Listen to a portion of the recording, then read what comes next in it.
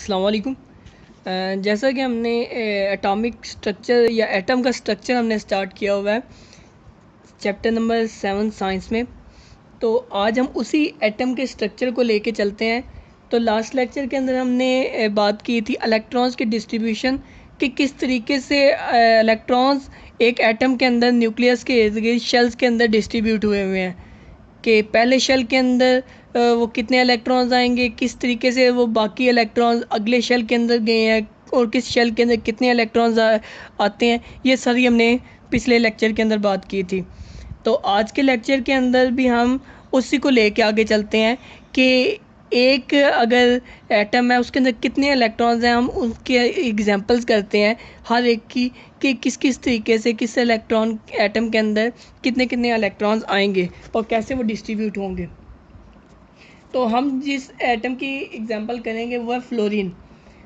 आपको इसके जो सी रिप्रेजेंटेशन से समझ आ रही है कि फ्लोरीन का जो सा एटॉमिक मास है वो 19 है, इसका एटॉमिक नंबर 9 है। क्योंकि हमने ये बात की थी कि इसके रिप्रेजेंटेशन में हम लेफ़्ट साइड पे ऊपर हम एटॉमिक मास लिखते हैं, नीचे हम एटॉमिक नंबर लिखते हैं। तो एटॉमिक नंबर होता है कि प्रोटॉन्स का नंबर है या इलेक्ट्रॉन्स का नंबर है, वो उसका एटॉमिक वो नंबर होगा। तो फ्लोरीन के अंदर पता चल गया हमें कि 9 इसके इलेक्ट्रॉन्स होंगे। तो हम स्टार्ट करते हैं। ये जो सा हमने बात की थी कि फ्लोरीन के एटॉमिक स्ट्रक्चर की, कि इसका एटॉमिक मास अगर 19 है तो इसका मतलब है कि जो प्रोटॉन्स और न्यूट्रॉन्स का जो सम है वो इसका 19 होगा। इसका अगर एटॉमिक नंबर 9 है तो इसका जो प्रोटॉन्स का नंबर है या इलेक्ट्रॉन्स का नंबर है वो इसका 9 है, कि 9 ही इसके अंदर प्रोटॉन्स हैं, 9 ही इसके अंदर इलेक्ट्रॉन्स हैं। तो हम इसको स्टार्ट करते हैं। तो इसकी हमने बात की है कि 19 इसका एटॉमिक मास है, 9 इसका एटॉमिक नंबर है।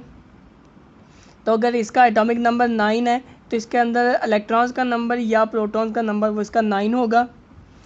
तो इसकी इस फार्मूला की बेस पे हमने क्या किए करना है, क्योंकि इसके अंदर न्यूट्रॉन्स का नंबर शो नहीं किया गया, कि हमें एटॉमिक मास से ये तो पता चल गया कि इसका प्रोटॉन्स और न्यूट्रॉन्स का नंबर 19 है और वो टोटल सम 19 है। हमें एटॉमिक नंबर से पता चल गया कि इसके अंदर प्रोटॉन्स का नंबर 9 है और इलेक्ट्रॉन्स का नंबर भी 9 है, पर हमें न्यूट्रॉन्स का नंबर जैसे इससे हमें पता नहीं चलता, तो हम न्यूट्रॉन का नंबर भी फाइंड आउट करते हैं। क्योंकि जब एक एटम का अगर हमने स्ट्रक्चर बनाना है तो उसके अंदर हमने प्रोटॉन्स का नंबर भी मेंशन करना है, न्यूट्रॉन्स का नंबर भी मेंशन करना है, और हमने ये भी बताना है कि इसके अंदर इलेक्ट्रॉन कितने और किस शेल के अंदर कितने आ रहे हैं।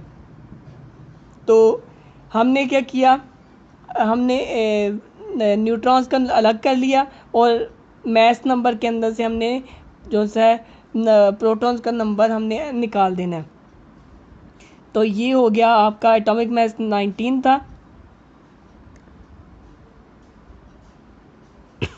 आपका एटॉमिक मास 19 था और हमने क्या किया, 19 के अंदर से प्रोटॉन्स का जो नंबर है या एटॉमिक नंबर है वो हमने एटॉमिक मास से निकाल दिया, तो बाकी 10 बच गया। मतलब कि फ्लोरीन के अंदर 10 न्यूट्रॉन्स होंगे।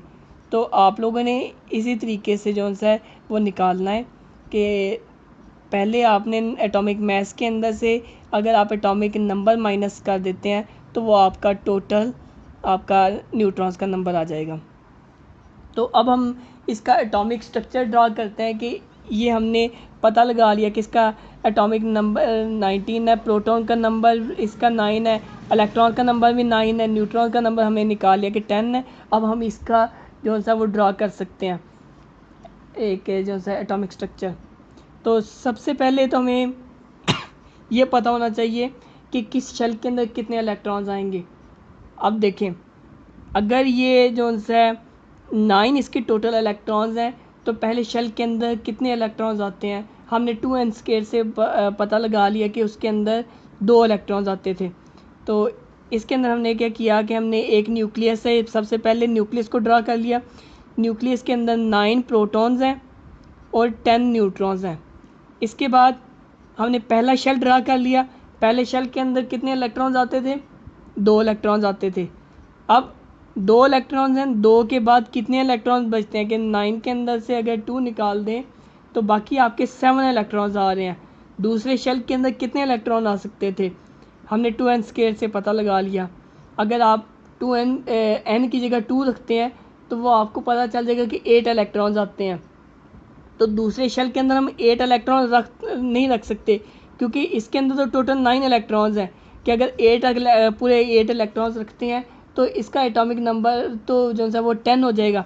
पर इसके अंदर 9 इलेक्ट्रॉन्स हैं, तो पहले शेल के अंदर 2 इलेक्ट्रॉन आ गए, दूसरे शेल के अंदर आपने 7 इलेक्ट्रॉन्स रख दिए। 1 2 3 4 5 6 7 जो है इलेक्ट्रॉन्स रखेंगे तो इसका एटॉमिक नंबर वो जो है वो 9 वो आ जाएगा। इसके अंदर शायद 1 इलेक्ट्रॉन ज़्यादा हो गया, पर आपने यहाँ पे 7 इलेक्ट्रॉन रखेंगे तो आपका वो फ्लोरीन का एटम बन जाएगा। तो आपने बाकी इसी तरीके से जो है वो शो करना है इसको, कि आपके पास बाकी एग्जांपल्स हैं कि हाइड्रोजन है वो 1, इसका एटॉमिक मास है 1 एटॉमिक नंबर है। इसी तरीके से बाकी ये आपको एलिमेंट्स हैं आपको बता दिए गए हैं, आपकी बुक के अंदर भी ये मेंशन होंगे कि किसका एटॉमिक नंबर कितना है और किस तरीके से जो है इसका एटॉमिक मास कितना है। आपको पिछले लेक्चर में पता चल गया, पिछले स्लाइड के अंदर, कि इसके हमने एटॉमिक वो न्यूट्रॉन्स का नंबर कैसे निकालना है, प्रोटॉन का नंबर कैसे निकालेंगे, न्यूट्रॉन का नंबर कैसे निकालेंगे, हमने किस शेल के अंदर कितने इलेक्ट्रॉन्स रखने हैं।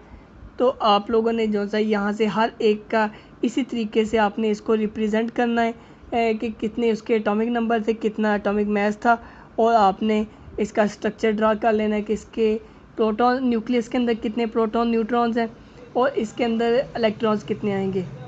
तो आज के लेक्चर और इस तरह आपने इसको ड्रा कर लेना है। तो आगे वाला जो है हम बात करते हैं कि एक अगर 2 एटम्स हैं वो कंबाइन कर जाते हैं, कि हमने सबसे पहले लेक्चर के अंदर बात की थी कि एक एटम जो है वो सर्वाइव नहीं कर सकता इंडिपेंडेंटली, उसको इंडिपेंडेंटली सर्वाइव करने के लिए दूसरे एटम के साथ बाइंडिंग करनी पड़ती है। तो आज के लेक्चर के अंदर हम ये स्लाइड के अंदर देखेंगे कि 2 एटम्स क्यों कंबाइन करते हैं एक दूसरे के साथ, क्यों उनको ज़रूरत पड़ती है कि वो दूसरे एटम के साथ कंबाइन करें, क्यों वो एक इलेक्ट्रॉन वो फ्रीली नहीं रह सकता। तो ये सबसे पहले एक जो है वो एक नेचर के अंदर है कि एटम जो हैं वो कंबाइन करते हैं। तो ये क्या करते हैं कि ये स्टेबल होने के लिए, कि एक एटम जो है वो रिएक्ट करना बंद कर देता है जब वो स्टेबल हो जाते हैं, कि वो स्टेबल होने के लिए वो एक दूसरे से रिएक्ट करते हैं। कि हमने बात की थी कि पहले शेल के अंदर 2 इलेक्ट्रॉन आ सकते हैं, कि अगर वो 2 इलेक्ट्रॉन नहीं होते, वो 1 इलेक्ट्रॉन होता है, तो वो तब तक वो स्टेबल नहीं होगा जब तक पहले शेल के अंदर इलेक्ट्रॉन्स पूरे ना हो जाएं। वो दूसरे या उसके बाद वाले शेल के अंदर जब तक 8 इलेक्ट्रॉन पूरे नहीं हो जाते तो वो तब तक जो है वो एटम स्टेबल नहीं हो सकता, तब तक वो एक दूसरे के साथ कंबाइन करता रहेगा। तो इस प्रोसेस के लिए, स्टेबल होने के लिए, अपने आउटर मोस्ट शेल के अंदर इलेक्ट्रॉन्स को पूरा रखने के लिए वो या तो इलेक्ट्रॉन्स डोनेट कर देंगे या वो इलेक्ट्रॉन एक्सेप्ट कर लेंगे। कि अगर दूसरे शेल के अंदर 6 इलेक्ट्रॉन है, उसको स्टेबल होने के लिए 2 इलेक्ट्रॉन चाहिए, तो वो क्या करेगा, वो 2 इलेक्ट्रॉन एक्सेप्ट कर लेगा कि 2 इलेक्ट्रॉन किसी एटम से ले लिए तो वो स्टेबल हो जाएगा। अगर किसी के पहले शेल के अंदर 2 हैं, दूसरे शेल के अंदर 1 इलेक्ट्रॉन है, उसको स्टेबल होने के लिए 7 इलेक्ट्रॉन चाहिए, तो उसको 7 लेना मुश्किल है, बजाय कि वो एक जो है वो किसी को डोनेट कर दे। तो इस तरीके से वो लूज़ या डोनेट करके या शेयर करके वो जो है वो स्टेबल या इंडिपेंडेंटली वो सर्वाइव कर सकते हैं। तो अब जैसे 2 हाइड्रोजन के एटम हैं, दोनों के पास एक एक इलेक्ट्रॉन है, कि एक हाइड्रोजन के पास हमने बात की थी कि उसका एटॉमिक जो है नंबर है वो 1 है, कि एक इलेक्ट्रॉन है उसके पास।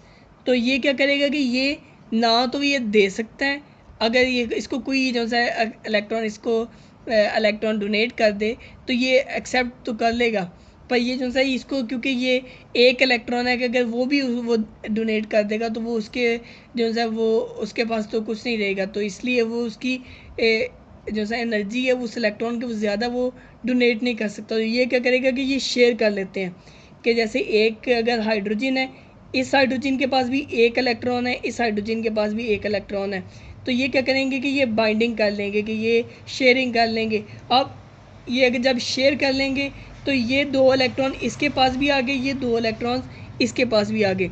इस तरीके से ये एक हाइड्रोजन का मॉलिक्यूल है और ये स्टेबल मॉलिक्यूल है, और यहाँ पे ये फ्रीली इंडिपेंडेंटली ये मॉलिक्यूल फिर रह सकता है।